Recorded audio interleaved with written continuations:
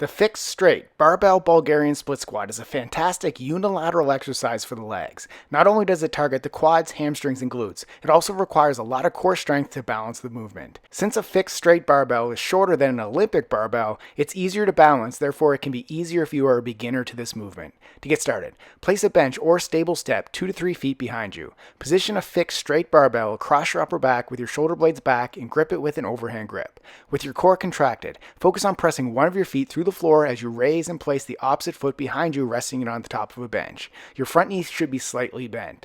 Keeping your core contracted, slowly lower your body towards the floor by bending your front knee to about 90 degrees or until your front thigh is parallel to the floor. Pause for a slight moment at the bottom, then press your foot through the floor to push your body back to the starting position. Finish all the reps with one leg, then switch legs and repeat. Subscribe to get a new exercise video every day.